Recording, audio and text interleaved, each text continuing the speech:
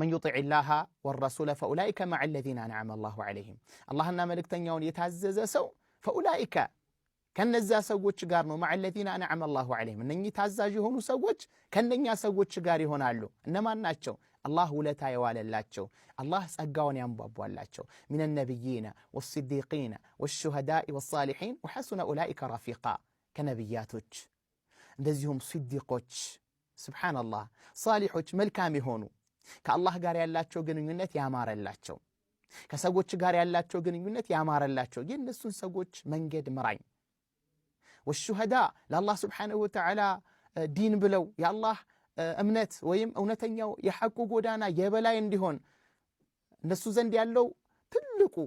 ምትክ የሌለውን ህይወታቸውን ለአላህ Subhanahu Wa Ta'ala የሰጡ ሰዎች እነሱ መንገድ ምራይ ማለት ነው ምናልባት እዚህ ጋር አንዳንድ የኢስላም ጠላቶች የኢስላምን ማንነት የቁርአንን አስተምህሮት ያልገባቸው ሰዎች እናንተኮ በትክክለኛው መንገድ ላይ አይደለም ያላችሁት ለምን ቀጥተኛው መንገድ ምራይን ትሉታላችሁ በቀን ውስጥ 17 ጊዜ ቢያንስ በግዴታነት ሶላት በሰገዳችሁ ቁጥር ፋቲሃ ትቀራላችሁ ፋቲሃ በቀራችሁ ቁጥር ቀጥተኛው መንገድ ምራይን ትላላችሁ ስለዚህ ትክክለኛው መንገድ ላይ ስላልሆናችሁ ነው ይላሉ ይሄ ትልቅ የሆነ ስህተት ነው ቀጥተኛው መንገድ ምራይ ማለት አላህ Subhanahu Wa Ta'ala አንደኛ ትክክለኛው ቀጥተኛው መንገድ የትኛው እንደሆነ ነግሮናል ያንን መንገድ አተነው ሳይሆን በዛው መንገድ ላይ አላህ ጽናቱን እንዲሰጠን አላህ Subhanahu Wa Ta'ala በዛ ላይ ጽናቱን ሰጥቶን አላህን እስክንገናኝ ወይም ዱንያ ላይ የተሰጠችን ጊዜ እስክታበቃ እስትንፋሳችን ቀጥ እስኪል ድረስ በዚሁ መንገድ ላይ አጽናኝ ማለት ነው ቀጥሎ ደግሞ የነሱ መንገድ ራሳቸው የሚሞግቱ ሰዎች የነሱ መንገድ አላህ Subhanahu Wa Ta'ala ኮንኖታል غير المغضوب عليهم እነዚያ የተቆጣህባቸው ሰዎች መንገድ ያልሆነውን የተቆጣባቸው ሰዎች ማን ናቸው ዕውቀት ኖሯቸው በዕውቀታቸው ያልሰሩ አይሁዶች የነብዩ አለይሂ ሰላቱ ወሰለም ተከክለኛነት የኢስላም ሐቅነት ይረዱታል ነገር ግን حسدا من عند انفسهم من بعد ما تبين لهم الحق እውነታው ተብራርቶላቸው ሲያበቃ በእነሱ ዘንድ ባለ ምቀኝነት ምን አደረጉ ነብዩ አለይሂ ሰላቱ ወሰላምን ተመቀኟቸው ሐቅን አንቀበልም ብለው ሞገቱ ማለት ነው ስለዚህ ዕውቀት ኖሯቸው በዕውቀታቸው መሰረት ያልሰሩ ሰዎች በዛ ምክንያት አላህ ስለተቆጣባቸው ከነሱ መንገድ ጠብቀኝ ብለን ነው አላህን የምንማጸነው ولا الضالين ضالوች ደግሞ ማን ናቸው መንገድ የሳቱ ሰዎች ናቸው አላህን እናመልካለን ብለው ነገር ግን አላህን እንዴት ማምለክ እንዳለባቸው በዝርዝር የማያውቁ የሆኑ ያለ ዕውቀት አላህን እናስደስታለን ብለው የሚንቀሳቀሱ ሰዎች ማለት ነው እነዚህ እንግዲህ ነሳራዎችንና አምሳያዎቻቸው ናቸው ማለት ነው ስለዚህ ከነሱ መንገድ አላህ እንዲጠብቀን ዱዓ ያደረግን ትክክል መንገድ ላይ አይደላችሁ ማለታቸው ያው የኢስላምን ጥላቻ ለመዝራት በሰዎች መካከል እንደዚሁም ደግሞ ኢማናቸው ደካማ የሆኑ ሰዎችን ለማጠራጠር የሚጠቀሙት መንገድ ነው ፍጹም ትክክል አለመሆኑን ከዚህ እንረዳለን ስለዚህ አላህን እንማጸናለን ለሱ ደግሞ ለሱ ክብርና ለሱ ኃያልነት ዝቅ እንላለን የሰው ልጅ ሰው ያስባለው ካንገት በላይ ያለው ሰውነቱ ነው ሱብሃንአላህ ግንባር ማለት ፊት ማለት ትልቅ የተከበረ ነገር ነው ይህንን ትልቅ የሆነውን የተከበረውን ታላቁን ፊታችንን ግንባራችንን ለአላህ Subhanahu Wa Ta'ala እናጎበድዳለን እንደዚሁም ደግሞ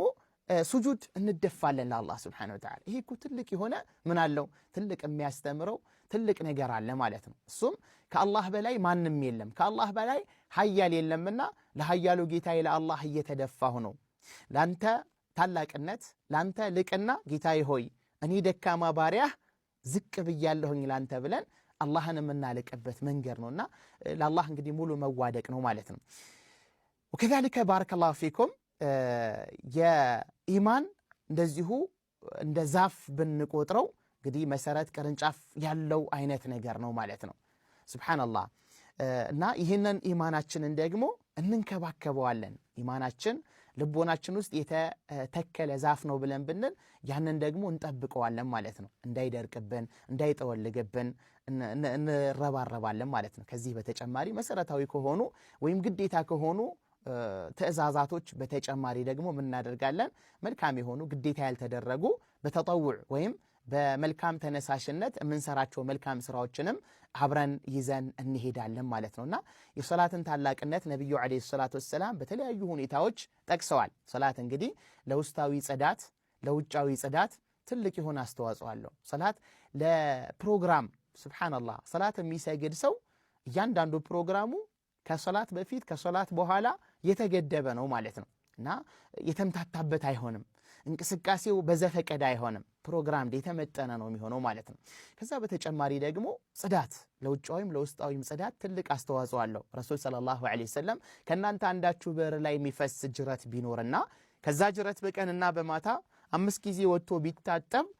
ቆሻሻ የሚባል ነገር ይቀርበታልን አሉ ሱሐባዎቹ ላ يبقى عليه درن ምንም አይነት ቆሻሻ አይቀርበትም አሉ ነብዩ ዐለይሂ ሰላም ልክ የዚህ ምሳሌው ማለት ሶላት ነው አሉ ከናንተ አንዳችሁ 5 አውቃት ሶላት ውዱእ ባደረገን ቁጥር በውዱአችን እንጥፍጣፊ ትንንሽ ወንጀሎቻችን ይራገፉልናል ሱብሃንአላህ ወከዛሊከ ደግሞ ካንዱ ሶላት ሌላኛው ሶላት ድረስ ያጠፋናቸው ጥፋቶች በቀጣይ ሶላት አላህ ያብስልናል ማለት ነው ሱብሃንአላህ ይሄ ትልቅ የሆነ ጸጋ ነውና ለውጫዊም ለውስጣዊም ጽዳት ሶላት ትልቅ የሆነ አስተዋጽኦ አለው ማለት ነው ከዛ በተጨማሪ ሶላት በራሱ ባረከላሁ ፊኩም ከተለያዩ ወንጀሎችና ጸያፍ ተግባራቶች ይጠብቀናል አላህ ቁርአን ላይ ኢነ الصلاة تنهى عن الفحشاء والمنكر ولذكر الله أكبر እንዳለው ሶላት ከተለያዩ ጸያፍና ከተወገዙ ውግዝ ተግባራቶች ይጠብቃል ብለዋልና ሶላት የሚሰግድ የሆነ አካል ሐያ ያደርጋል ፋቲሃ በቀራበት አንደበቱ ሰውን ለማማት በጣም ይጨነቃል ፋቲሃ በቀራበት አንደበቱ ዘፈን ለመዝፈን በጣም ይከብደዋል ሰውን ለመሳደብ ይከብደዋል በጣም ሰውን ለመራገም በጣም ይከብደዋል ቁርአን ባዳመጠበት ጆሮ ዘፈን ለማዳመጥ በጣም ይሰጋል ይጨነቃል ሱብሃንአላህ አላህ ታላቅ ነው ብሎ ሲያበቃ የአላህን ታላቅነት ሊንድ የሚችል ነገር ከመስራት በጣም ይጠነቀቃል ከሙስሊሞች ጋር ቀጥተኛውን መንገድ ምራኝ ብሎ አላህን ተማጽኖ ሲያበቃ ከቀጥተኛው መንገድ ሊያደናቅፉ የሚችሉ መጥፎ ነገራቶችን ከመስራት ይጠነቀቃልና ሶላት በጣም ብዙ ጥቅሞች አሉትና እንግዲህ ከኢስላም መሰረታዊ የኢማን አርካኖች ወይም ማዕዘናት ውስጥ ከላ ኢላሃ ኢላላህ ሙሐመዱር ረሱሉላህ ከሁለት የእውነተኛ ምስክርነት ቀጥሎ ሶላት ነው ማለት ነው ኢንሻአላህ ሌሎችም የኢስላም ውበቶች በአላህ Subhanahu Wa Ta'ala ፍቃድ በቀጣይ ትምህርቶቻችን እንዳስሳለን ኢስላም ተዳሶ የሚያበቃ ወይም የኢስላም ውበቶች እነኚህ ናቸው ተብሎ የሚጠቀሱ አይደሉም በጣም ብዙ ናቸው ከባህሩ በማንኪያ ወይም ደግሞ በጭልፋ አንስቶ እንደ ማሳየት ነው ማለት ነው የኢስላምን ውበት ለማጉላት ጥረት ማድረግ ኢስላም ፍጹም የሆነ እምነት ነው ከአላህ ዘንድ የተደነገገ ከየትኛውም አይነት ስህተት የተጠበቀ እምነት ነው አላህ Subhanahu Wa Ta'ala በዚህ እምነት ላይ ጸንተው ከሚቀጥሉ አላህ ጋር በዚህ እምነት ላይ ሆነው ከሚገናኙት ያድርገን هذا وصلى اللهم على نبينا محمد وعلى آله وصحبه أجمعين والسلام عليكم ورحمة الله وبركاته